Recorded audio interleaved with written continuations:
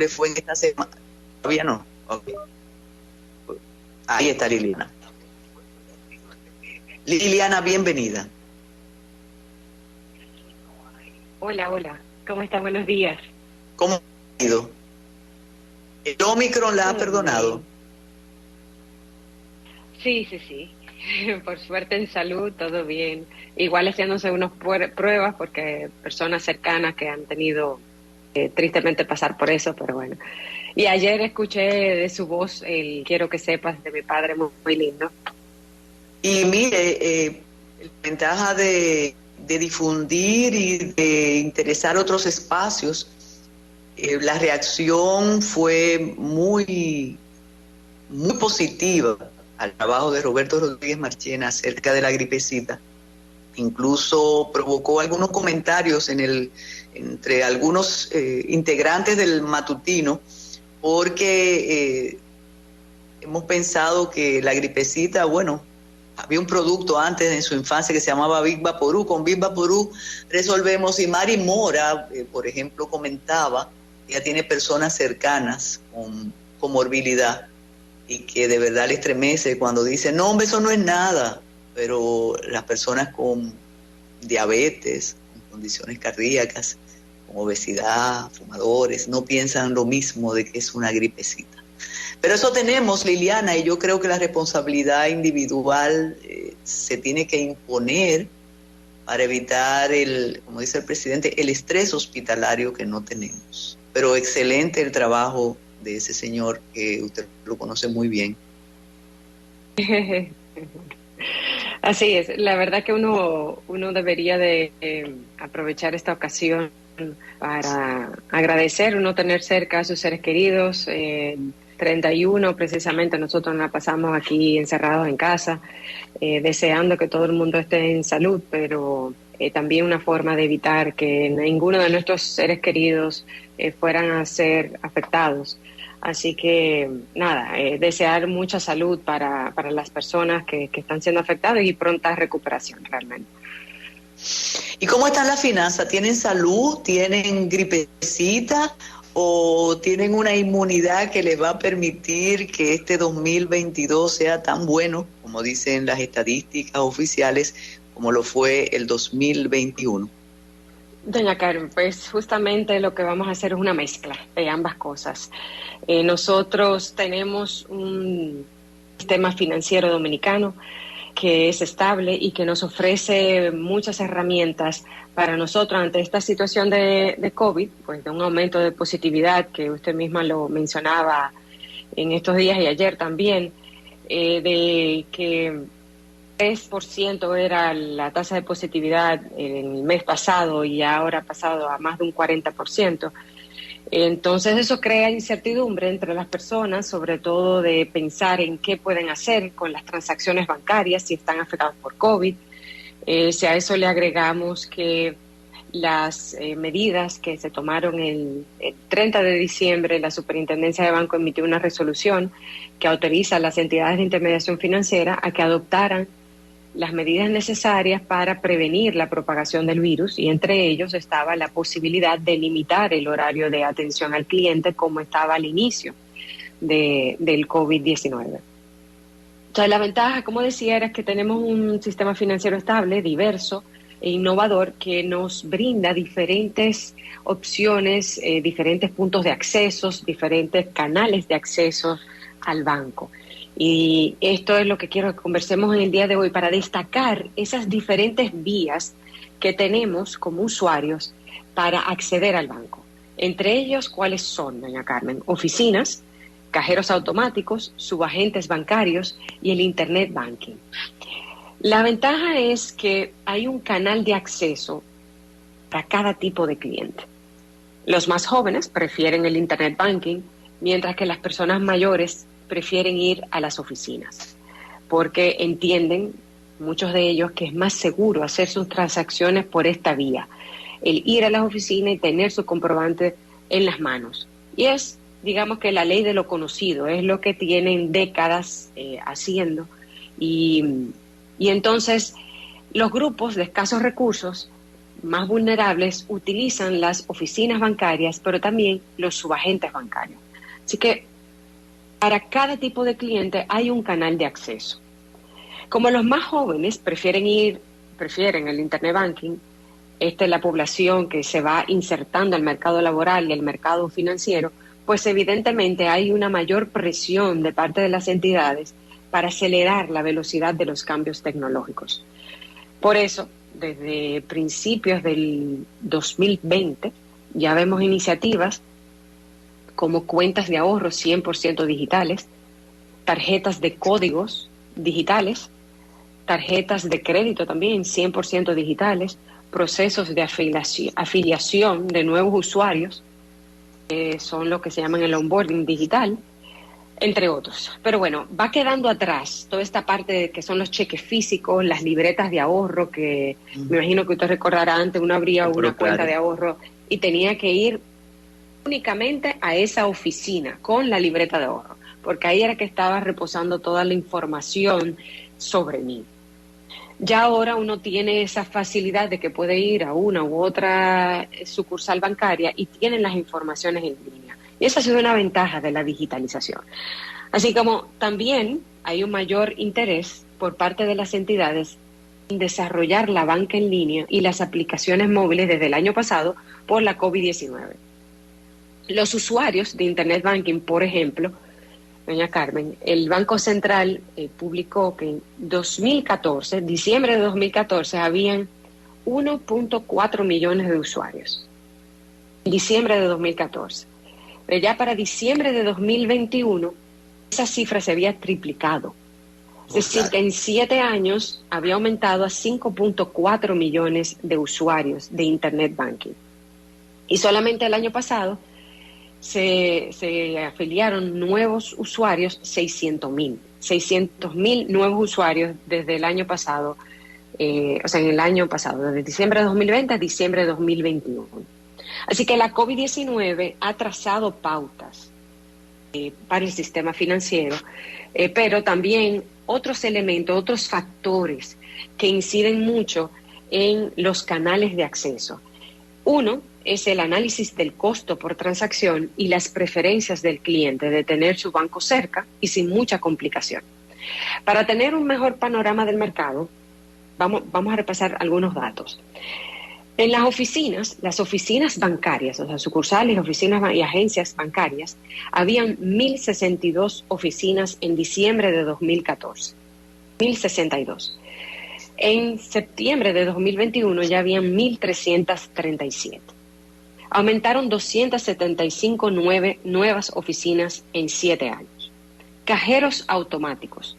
Habían 2.400 cajeros automáticos en diciembre de 2014 y esto pasó a 3.267 nuevos cajeros en septiembre de 2021. Es decir, que estamos hablando de un aumento de 804 nuevos cajeros. O sea que en el mismo periodo se abrieron 275 nuevas oficinas, en cambio, cajeros automáticos se abrieron 804 nuevos cajeros. Igual para los subagentes bancarios. En el caso de los subagentes bancarios, en ese mismo periodo aumentaron en 3.587.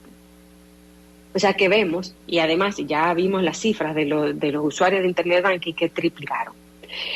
Cada vez menos son las cantidades de oficinas que se abren. Son más los cajeros automáticos que se instalan. Los subagentes bancarios tuvieron un auge impresionante entre 2016 y 2018 y ahí ya se han mantenido en 5.000 la cantidad de subagentes bancarios. Y los usuarios de Internet Banking se siguen multiplicando. Entonces esto nos permite a nosotros, estas cifras, evidenciar que en la realidad se está apostando más a la digitalización y a hacer las transacciones fuera de las oficinas bancarias. Hay un estudio muy interesante, perdón, doña Carmen. No, le decía que eso es así, sí. Sí, hay un estudio muy interesante de The Financial Branch que hizo hace unos años y evidenció el costo por transacción en promedio de una entidad financiera. El costo en oficina, vía telefónica, cajero automático y banca en línea. Y oiga las cifras, que la diferencia es impresionante. En una oficina, el costo por transacción son de $4.25. Vía telefónica, de $4 baja a $1.30. Por cajero automático es de $1.25 y por banca en línea es de 0.10 centavos de dólares. Lo cual, por lógica capitalista, se invertirá lo que menos costo signifique para la empresa. Y eso es lo mismo que uno ve cuando va al aeropuerto, el self-service. Hágase usted mismo el proceso de onboarding, de pago de sus maletas. Igual aquí. Se ve cada vez más una inversión en la digitalización, en los servicios digitales y en los cajeros automáticos, porque el costo es 4 veces menor en el caso de los cajeros automáticos y todavía menos en la banca en línea. Por lo cual, la tendencia es que las transacciones cobren, la parte transaccional cobre mayor relevancia en la plataforma digital y que el contacto personal se haga en las oficinas para el asesoramiento. ¿Qué quiere decir esto? O sea, y ya lo hemos visto, por ejemplo, con oficinas como el Popular, que tiene en Downtown Center, el Reservas en Blue Mall, que inauguraron oficinas digitales. Eso es que hay menos cajeros humanos y más cajeros automáticos. Y el personal que está en esas oficinas están para asesorar. ¿Por qué la parte transaccional es la que decimos que va a cobrar más relevancia en las plataformas digitales? Para hacer todas esas operaciones que tenemos la ventaja como usuario de hacerla en esas plataformas, que son pago de préstamos, pago de servicios e impuestos, transferencias entre cuentas, consultas de balances, solicitudes de préstamos, de avance de efectivos, también generar los estados de cuenta, que lo hablamos. Cuando tocamos el tema del presupuesto, hablamos de la importancia de generar los estados de cuenta para saber en qué hemos gastado. Y es una ventaja también que nos ofrecen las plataformas digitales. Las plataformas digitales tienen enormes ventajas, que en un mismo lugar podemos encontrar varios servicios, múltiples servicios. Y de hecho, ya los bancos múltiples, 100% de los bancos múltiples ofrecen banca en línea y más de un 80% tienen cajeros automáticos. Y eso esos datos lo arrojó el primer ranking que se hizo por parte de la Superintendencia de Bancos, el primer ranking digital. Eso en ocasiones ya nosotros nos invita a pensar, a hablar. En ocasiones hablamos de que la digitalización ya no es algo novedoso, sino que es necesario para impulsar el crecimiento de las entidades. Porque ya ahora en día las generaciones que se están insertando, como decía ahorita, son las nuevas generaciones que se están insertando al mercado laboral y financiero, son aquellas que están marcadas por el acceso inmediato y a cualquier hora a las informaciones y a las aplicaciones. También las generaciones de la autonomía, del do it yourself, esas famosas siglas del DIY, de do it yourself, que son autónomos y que necesitan tener todo al alcance. Por tanto, yo diría que dentro de estos canales de acceso que tenemos todos los usuarios, de oficinas, de cajeros automáticos, de banca en línea, de subagentes, ahí vemos que nos estamos acercando a un nuevo modelo de banca. Hay un proceso gradual como de ajuste entre lo que ofrece el mercado y lo que va demandando la población. Pero sin duda que hemos hablado también de educación financiera en otras conversaciones que hemos tenido, doña Carmen, y es la importancia también de la educación financiera digital. Para que los usuarios se familiaricen con los sistemas, tenemos que hacer esa educación financiera digital. No solamente en las poblaciones mayores de edad, sino también en las poblaciones de escasos recursos y vulnerables.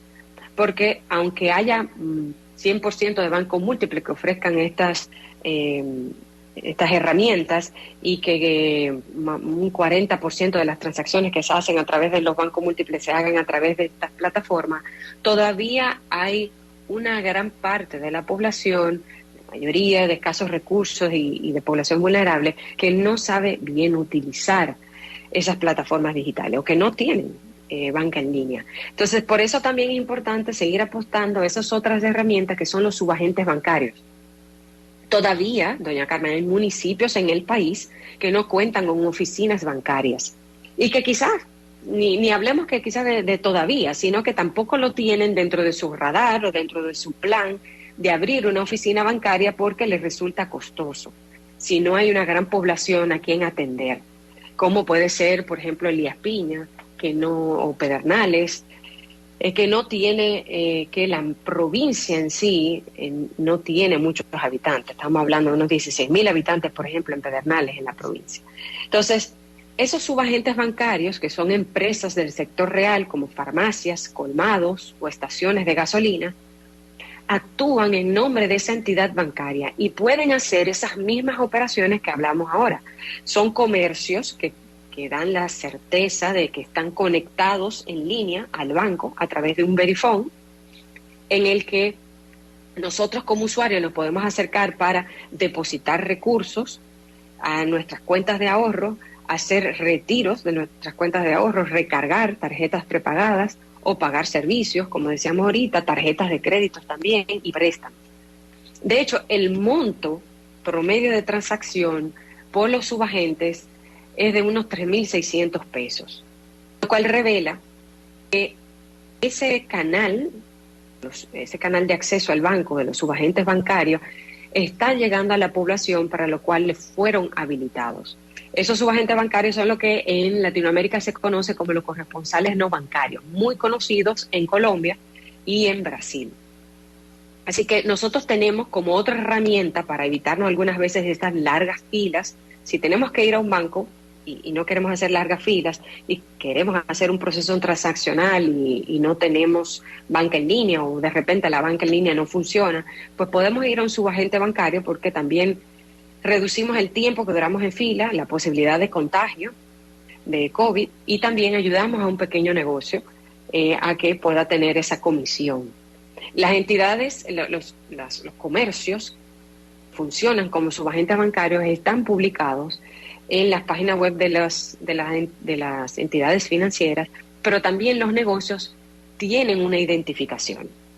Así que en medio de esto algunas veces buscamos esas certezas, esa tranquilidad.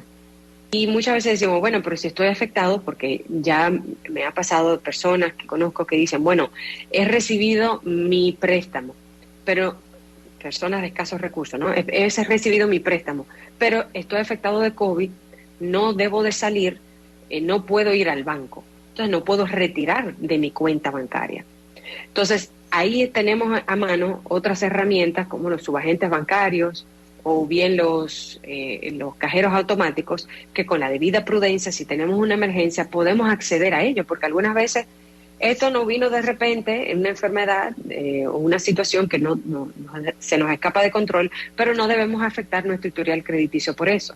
Así que si nosotros no tenemos acceso a plataformas digitales, podemos auxiliarnos de amistades o realmente tomar las precauciones de no afectar a nuestro entorno, pero tampoco afectarnos a nivel personal.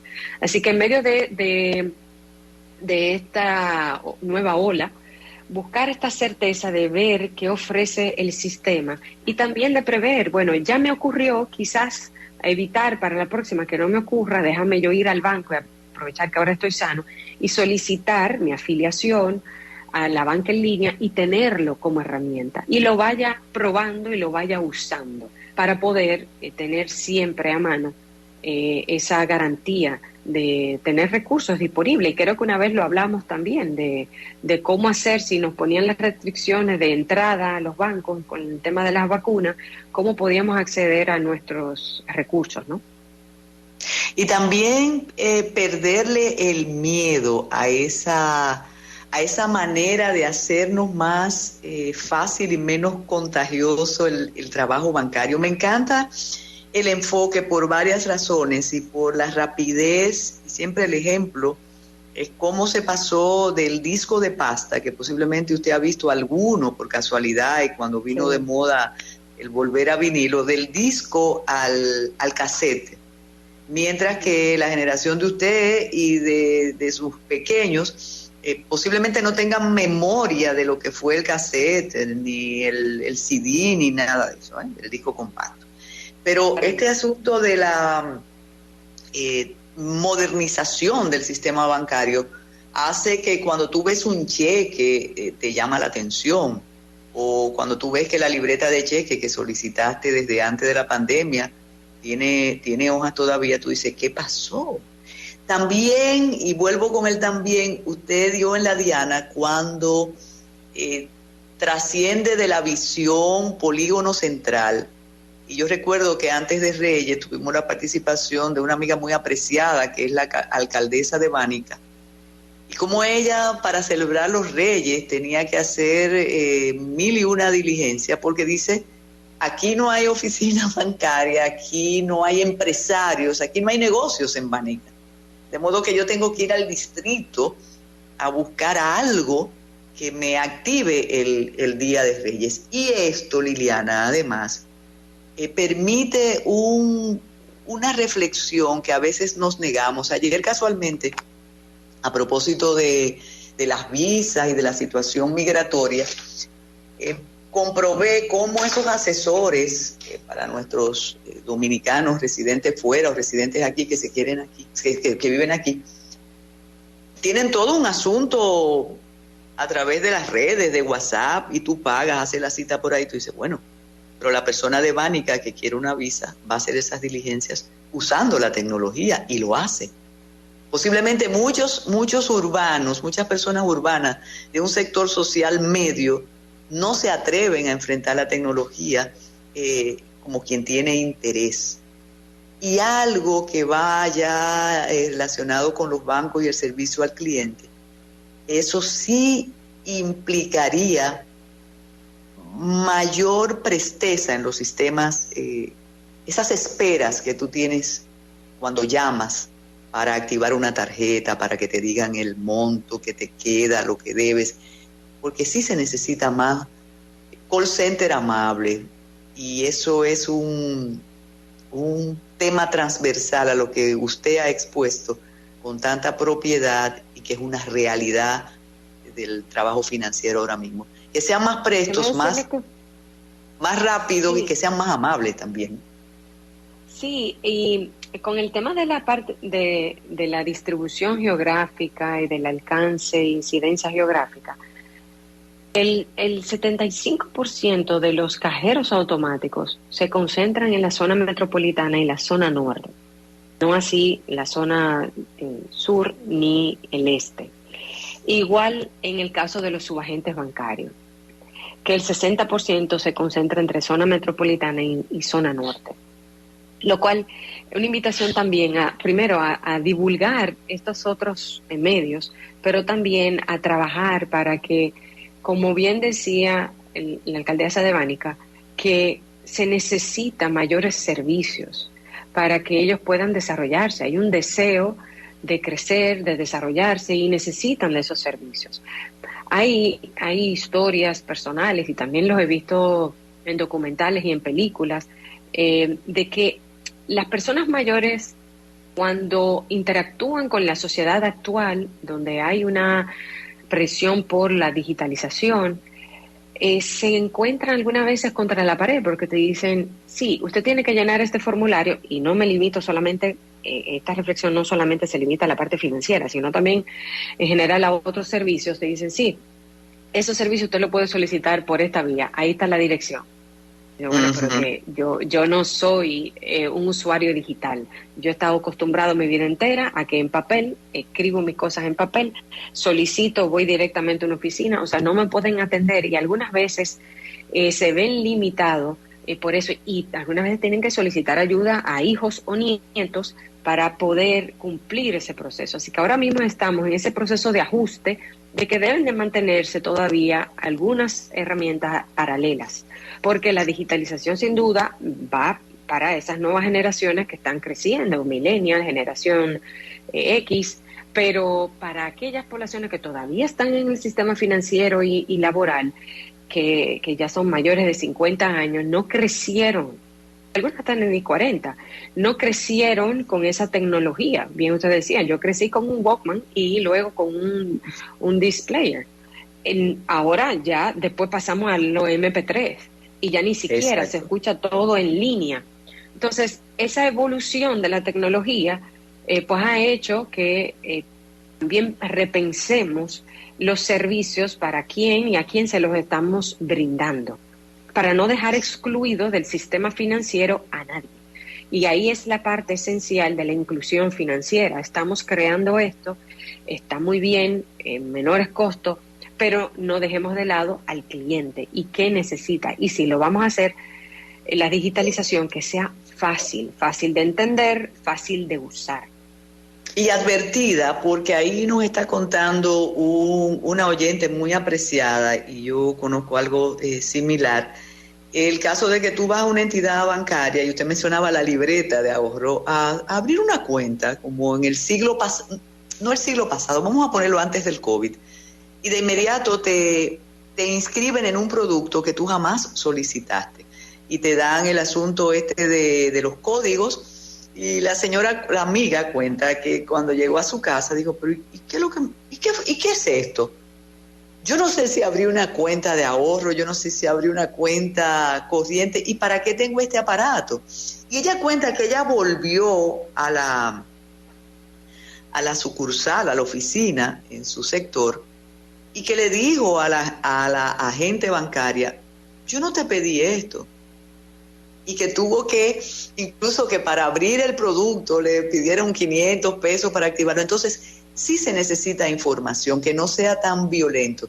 Y naturalmente el caso, pero ya eso sí tiene mucho tiempo, que cuando vas a la sucursal, te dicen, no, llame por teléfono ahí. Y la atención personalizada no existe, eso es cierto, Liliana. Pero ya eso es parte de los tiempos. Las oficinas posiblemente van a ir desapareciendo, las personales. Pero ese dato que usted dice, de dónde está el mayor consumo y el mayor uso de esas tarjetas, es verdad, ellos lo tienen sectorizado y establecido.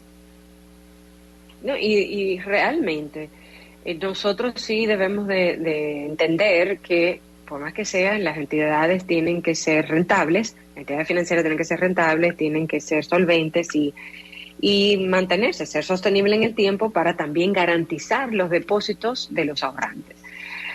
Pero también no debemos de perder de vista de que nosotros como usuarios tenemos derechos a obtener la información del producto que estamos solicitando, de cuáles son las implicaciones, los costos financieros, o sea, que explican el proceso. Uno va y uno dice, mira, a mí me interesa hacer tal cosa. No te vuelven a hacer preguntas, están haciendo taca, están haciendo un montón de cosas en la computadora y no te están explicando. Exacto. Entonces, evidentemente ellos saben que están haciendo porque lo están haciendo, pero ahí nosotros también debemos de reclamar el derecho de que nos informen, nos digan qué estás haciendo, qué estoy firmando, dame tiempo para yo poder leer lo que me estás entregando. Yo no puedo firmarte algo del cual yo no tengo conocimiento. Tengo que saber a qué yo me estoy responsabilizando. Y de hecho, cuando uno dice eso, uno tiene que explicarle también algunas veces a la persona que nos está atendiendo. Le dice, mira, pero es que hasta por el mismo bien de la entidad, yo esté enterada, porque así nunca voy a retrasarme en mi responsabilidad.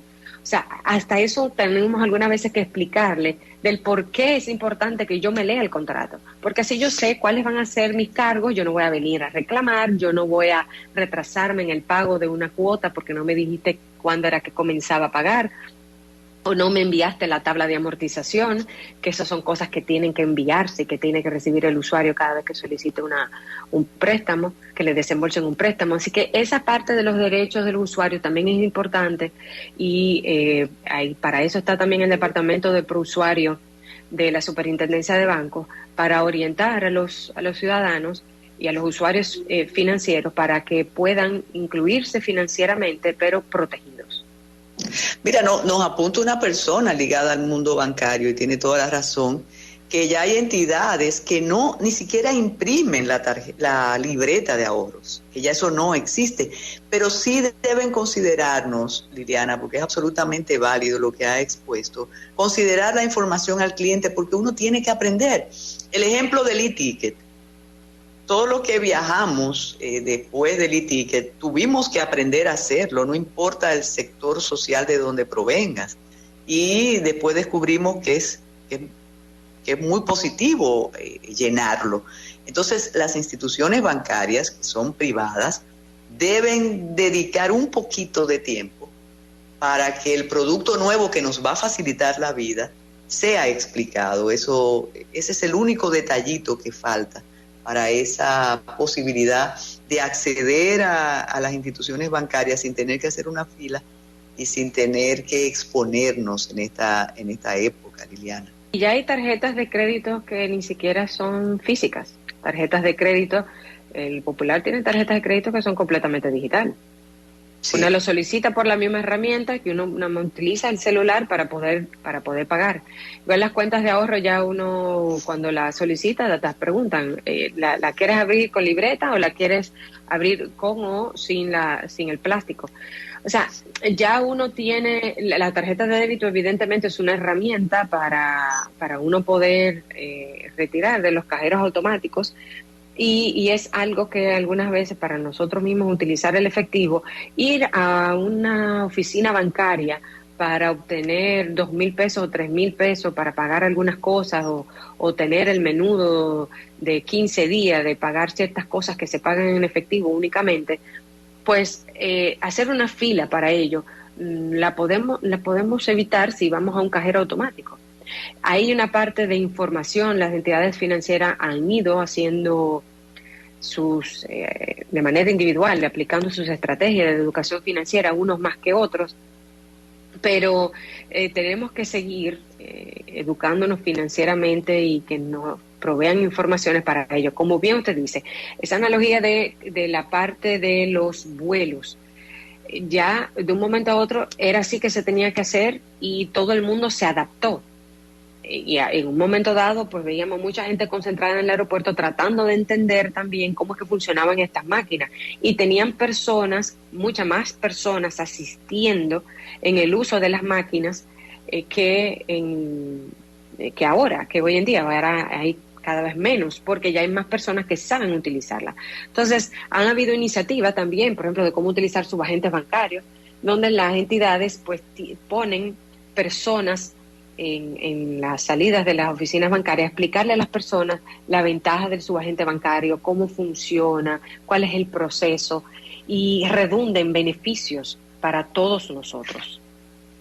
Definitivamente, pues muchísimas gracias, Liliana, por este comentario, estas finanzas con café.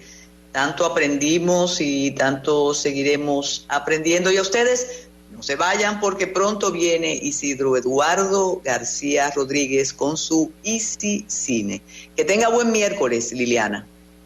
Igual, seguimos en sintonía. Ya regresa.